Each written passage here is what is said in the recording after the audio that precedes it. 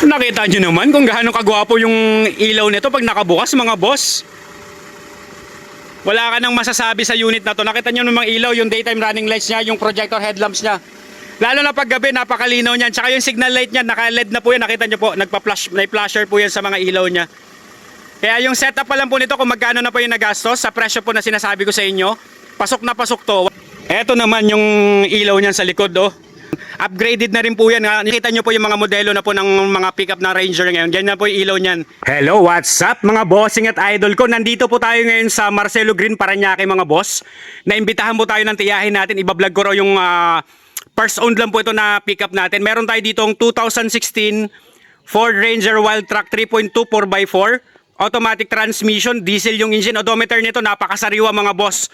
47,000 km lang pong tinakbo nito. Ending 5 ang plate number nito. Wednesday ang coding, naka-registered to hanggang 2026 po, May. Nakita nyo naman mga boss, loaded na to. Sa mga naghahanap dyan, sa may mga farm, sa mga gusto pong mag-trail dyan, ito pwede na to mga boss. Wala na kayong gagawin, good running condition. Kompleto po, may dalawang RFID, may manual and booklet mga boss. Ito po, kaganda nito. Nakita nyo naman po ang itsura nitong loaded natin na 4x4 mga boss, kalakas sumatak. Na-test drive na po natin yan, na-scan. Nakita nyo naman po yung itsura ng unit, kung gaano po ka-formado po. Meron na po siyang projector headlamps dito. Ayan po mga boss, sipatin nyo itong mabuti. Mayroon na rin siyang daytime running lights. Customized na po yung ano nito, yung bumper nito sa harap mga boss. Nakita nyo naman po, naka-aluminum steel po ito. Napaka-solid po niyan mga idol sa mga naghahanap ng pickup dyan. Swerte pong makakakuha nito for only 698,000 kasama na po ang transfer of ownership. Wild Track model to pero naka-Raptor na po yung setup nito. Ito naka-Raptor grill. Ayan, nakita nyo mo po yung grill yan kung gaano po kagwapo. Tapos naka-dalawang Bosch Europa horn na po yan. Tapos ito po yung ano, yung LED niya po na ilaw sa harapan, 4. Tapos nakita nyo naman po yung mga headlight niyan kung gaano kalinaw po. May fog lamps, kompleto. May 4 na sensor sa harap. Yan, ikutan po natin. Walk around tayo dito sa 2016 na Ford Ranger Wild Track 3.2 4x4 mga boss. Naka-flare fender na rin po yan mga boss. Nakita nyo po yung fender niyan. Tapos naka 17 inches na mags pang Raptor. Ayan mga bossing. Tapos yung gulong neto, kagwapo po ng mga gulong neto. Naka pang trail na po yan. Naka terrain tires na po yan. Ang tatak po ng gulong neto, naka-Reg Grappler po na gulong mga boss. Kagwapo po. Makapal pa po, wala pa po yung gagawin. Ayun po, wala kayong papalitan na gulong, makapal pa po yan. Ready for long drive, good running condition, wala pong problema. Na-check, na-scan, na-test drive na po natin. Ipapakita ko po sa inyo yung mga na-scan natin dito. Tapos yung ano nito, naka-custom, naka-upgrade na rin po yung shock niyan mga boss, nakalip na po yan. Kaya ngayong panahon ng mga tag-ulan, baha-baha, wala pong problema dito mga boss. Saka yung isa pa, nakita nyo naman po, naka-snorkel na po yan. Nakita nyo kung gaano kaganda yung snorkel nito. Naka-ano na to, MCC accessories na snorkel po mga boss. Sa side mirror, meron siyang repeater na signal light, tas automatic retractable side mirror po yan. Kagwapo nito, paikot yung mga tent, original pa po yung mga salamin yan, wala pong mga scratch po yung mga tent yan, malinis po itong unit natin. All stock, all original, wala pong na-repaint. Kaya ito po yung mga panalo sa mga naghahanap dyan ng gwapo na Ford Ranger Wild Track mga boss. Base na to, base na to. Ayan, ikutan po natin. Bago po natin i-check yung interior. 47,000 km lang ang tinakbo nito sa mga naghahanap ng 4x4. Pati mga ilaw niyan, taillight, naka-LED na po yan mga boss. Kagwapo nito, ang linaw po ng mga ilaw nito sa gabi. Formado na talaga. Pati yung bumper niyan mga boss, upgrade na rin po yan. Yan. Bumper niyan, naka-upgrade na rin po. Tsaka yung mga bidliner nito, ay hindi pa po nalilinisan yan. Wala po masyadong nakakargahan to. Hindi masyadong nagagamit yung ano nito, yung likod nito. Dito naman sa likod, nakikita nyo naman, meron na rin siyang 4 na sensor mga boss. Eto, meron lang po siyang ano dito kasi nalagyan po ng 2H yan. Madali lang po yan. Pwede natin ipabalik yung 2H o kaya papapinturahan natin ng black yan bago nyo po kuhanin sa atin. 698,000 kasama na po ang transfer of ownership. Meron na rin siyang reverse camera sa likod mga boss. Kagwapo po ng reverse camera niyan. Ipapakita ko po sa inyo mamaya. Ayan. Sipatin nyo pong mabuti. Panalo to. Swerte pong makakabili nito kasi 47,000 km lang tinakbo. Meron na rin siyang roof rail. Ayan. Sa taas, wala pong mga faded dyan sa 2016 model. Talagaan to ng maayos. Ayan, meron na rin siyang rain gutter po. Meron na siyang rain gutter na Ford Ranger din nakalagay. Sipatin nyo po yung ano nito, interior nito. Naman mga boss, all power and all mechanism working po lahat. Power mirror, power window, pati power seats, gumagana po lahat yan. Tsaka naka deep dish matting na to. Ayan, nakakabit po yung ating scanner. Papakita ko po sa inyo. Syempre po, pag tayo po nagbablog si JCat Skill Vlog, sigurado naman po tayo na ayaw natin na tinatamper ng milyahe, kaya po ini-scan po natin yan. Wala pong error code yan. Tsaka ito po, papakita ko sa inyo yung actual mileage na tampered. 47,165 po ang original mileage yan mga boss. Ayan po. Kasi karamihan sa Ford, madali pong makita pag natatampered yung milyahe. Ito po, kahit 2016 model, sulit po ito. Talagang kahit ipacheck sa kasa, wala pong problema. Ayan mga boss, actual mileage now tampered 47,166 po mga boss. Tugma po dito sa nakalagay sa scanner natin. Ayan po. Tugmang-tugma po yan, kaya money back po if tampered po yung milyahe ng ganitong sasakyan natin. Isa lang po ang nakita kong problema nito mga boss. Ito lang po.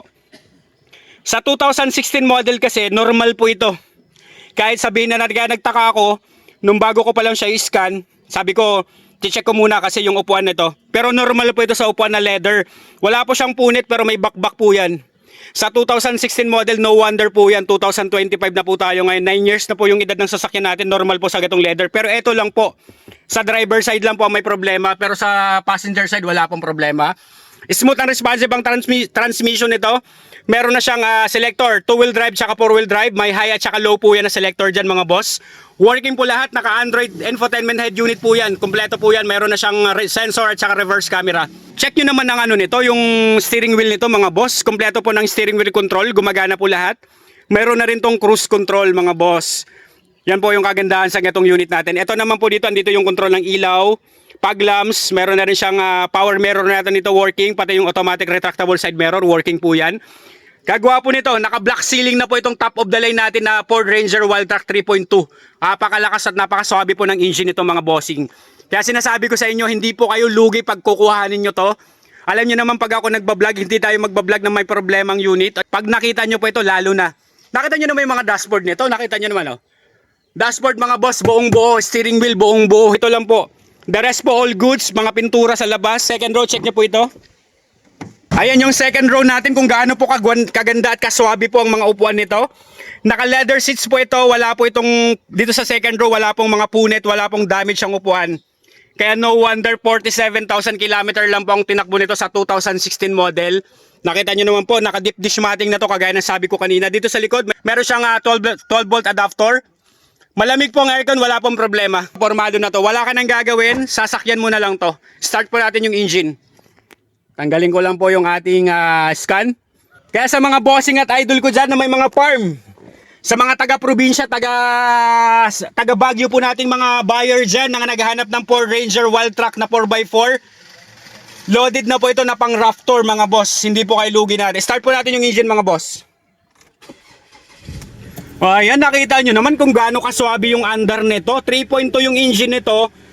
Pero smooth and quiet engine po. Transmission, smooth po ang shifting ng transmission nito.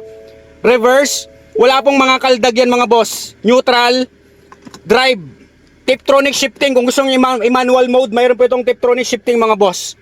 Ayan, manual mode nya. Tiptronic shifting, wala pong problema. May lagayan po ng dalawang cup holder dito. Mayroon na itong center console armrest. Glove compartment, kompleto po mga boss. May andyan pa po yung manual and booklet, pati yung mga papel dyan, andyan pa po.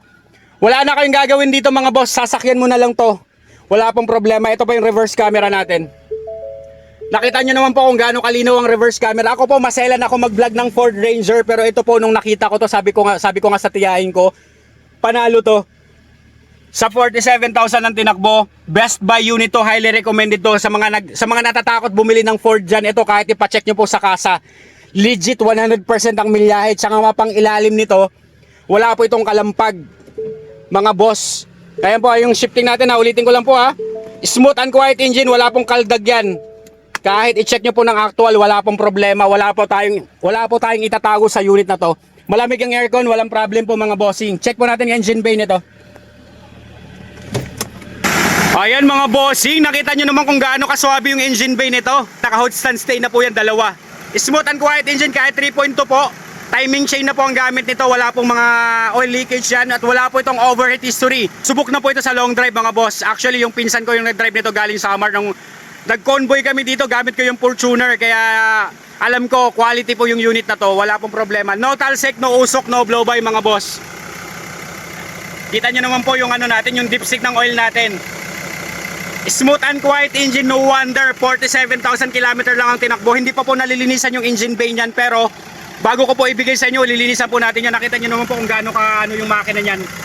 Wala pong oil leakage yan kahit hindi pa po nalilinisan, pero gusto ko makita nyo ng ganyan, ng actual na normal na hindi pa nalilinisan, para makita nyo kung may mga tagas-tagas dyan mga boss. May mga kasa markings pa yan sa 2016 model, wala pa pong mga ginagalaw dyan. Ayan. Ito naman pong Ford Ranger wild truck natin, powered by 3.2 liter diesel engine that produces 197 horsepower at 470 Newton meter of torque. Ganun po siya kalakas sumatak, pero yung gastos nito sa diesel is ideal po yung ano nito, consumption nito sa diesel mga boss. Kaya ano pang inaantay nyo mga boss? Sa mga naghahanap ng pickup dyan, wala ka nang hahanapin pa dito, kompleto na to. Good running condition, highly recommended ko to. Kaya sa mga naghahanap ng pickup dyan, paunahan na lang po kayo. For only 698,000 mapapasa inyo na to. Bis na yan, wala ka nang gagawin. Alright mga boss. Pwede nyo rin bisitahin ang aking Facebook account, Renato De La Torre Jr. Pakipollow na rin po. Nandun po yung mga details nito, pati mga pictures, para marami po kayong makitang mga details nito. Alright mga boss, see you po sa next upload. Abang-abang lang po kayo dyan, pero ito, goods na goods to.